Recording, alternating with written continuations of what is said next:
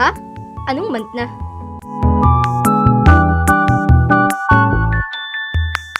Valentine's.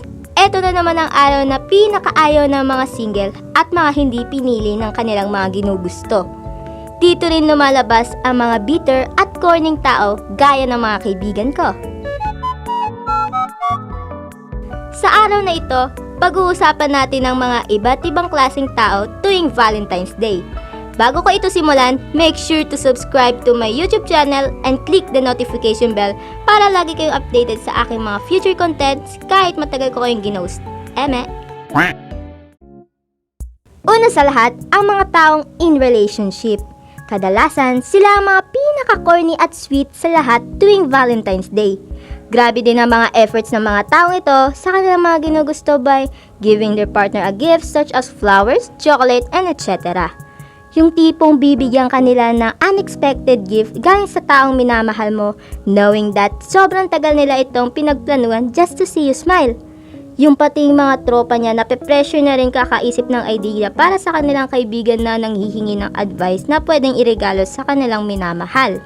Marami ka ring makikitang taong in relationship sa labas tuwing Valentine's Day. Kahit lumingon ka sa kanan, sa kaliwa, sa likod at pagharap mo, malalaman mo na lang na di ka na niya mahal. Pre, tulungan mo nga ako mag-isip ng pwedeng ibigay sa kanya. Flowers tape, maganda yun. Kaso di siya mahilig dyan eh. Oh, di chocolates. Lalo na yan, diabetic siya eh. Aba, di alukin mo na lang ng date. Paano yan? Bawal siya umuwi ng lagpas 6 PM eh. Pwede pang sa iba ka na lang magtanong. Ikalawa, ang mga broken-hearted. Sila yung mga may sama ng loob tuwing sumasapit ang Valentine's Day. Isa rin sila sa mga pinaka-bitter na tao sa araw na ito.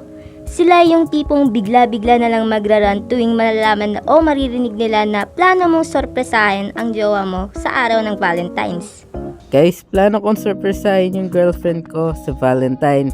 Sa tingin nyo, anong magandang pwedeng i-regalo sa kanya sa araw na yon?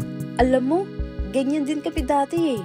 Binibigyan niya ako ng mga flower bouquet, imported chocolates, tapos niyayayan niya lagi akong mag-date sa labas. Sabi iniwan niya ako after a week. I miss him so O much. Kash, nakita mo ba yung pake ko? Ha? Ewan, baka naiwan ko sa bahay. Ikatlo, ang mga taong nagsisimula pa lang ang kanilang love story. Ito yung mga taong ginagawang chance yung araw ng Valentine's para sila'y mag-confess sa kanilang mga crush. Kadalasan, gumagawa sila ng mga love letter with chocolates or flower para iabot na lang sa kanila sa araw na iyon. And hoping na maibabalik niya rin sa iyo yung feelings mo. Ginawan kita ng letter and gifts. Hope na magustuhan mo and ano nga pala, I have a crush on you. Crush din kita. At last and not the least, ang mga taong single. Isa rin sila sa mga pinaka-bitter na tao tuwing Valentine's Day. Pero maaasahan mo ang mga taong ito sa pagtulong sa'yo sa mga plano mo. Sila rin yung mga inggit-pikit pag nakikita nilang may mga jobel sa mga kaibigan niya. Kadalasan, sila yung mga independent person sa araw na ito kasi sila na mismo ang bibili ng kanilang mga gusto para sa kanilang sarili. I can buy myself flowers, write my name on the sand, talking myself for hours.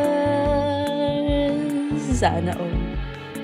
At asahan mong lagi ring nakakulong ang mga single na tao sa kanilang kwarto sa pagsasapit ang araw na ito dahil para sa kanila, para sa mga corning tao lamang ang araw ng Valentine's at isa ako sa kanila. Ehe. Ikaw, saan ka kabilang sa mga nabanggit ko? Comment down below para mabasa ko ito. And make sure to like and subscribe na rin para happy ang Valentine's Day mo. Whee! Thank you so much nga pala kay Daven Horror Story at Kesho Animation dahil pumayag sila na magboses sa mga characters ko. Make sure na nakasubscribe din kayo sa kanila. That's all and see you sa next future content mga cookie cat ko. Love lots, bye bye!